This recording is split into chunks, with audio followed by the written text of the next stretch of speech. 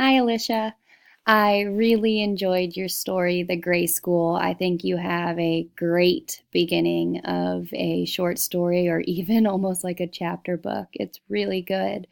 Looking at your author's agenda for your first one, Catchy Beginning, I said I really like the beginning.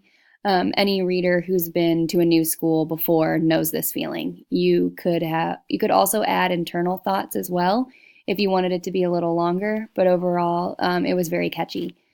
Engaging the reader with a story that's interesting. I think you definitely accomplished this. I love the beginning. You can use this story for a lot of different reasons, and I'll get to that later. Um, with developing character, I think you could add extra attention to the character development. I think if you were going to add details, it would be a longer piece. If you wanted it to make it like a short story or even a chapter book, then you could definitely add more character development. But in 600 to 700 words, I think you did a pretty good job.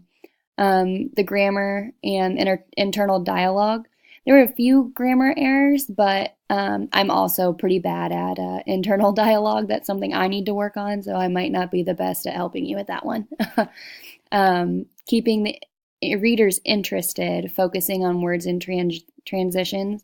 I think you did a really good job with sentence length. You had a variety of different types of lengths, which kept the reading going and it made it diverse and interesting. So the comments, the first paragraph, you used breath instead of breathe. I think that's what you were getting at, just breathe. In paragraph 3, you used the metaphor predator watching its prey. I think that's very powerful. I think you could have used that metaphor throughout your story.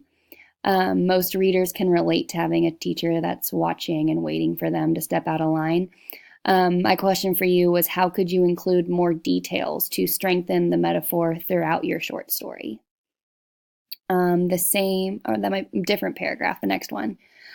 She says, report to the office after her being out of dress code. So I really like that the first interaction with the teacher is not positive because that kind of sets the tone for your story. I think it could also be powerful if you decided how she was out of dress code. You could Would a description about her jeans or her band t-shirt, or discuss how the other students were just in gray jumpsuits.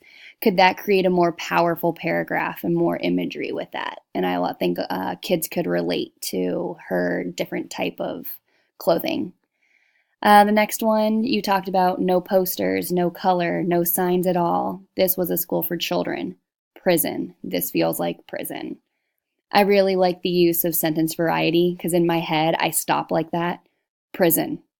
This was prison. Like that's how I read it. And I think it's really powerful that you did that. Could you include other shorter sentences like that in other paragraphs? Because that would definitely be like a seventh grader talking, which is great. Um, Going down to the next one. Oh, why is everyone so robotic at school? Just a question mark at the end of that. The highlighted at the bottom, it says, as Hannah continued to read through comments that people had left on the website, she knew that this had to be what was wrong with her school, but how could she find out for sure?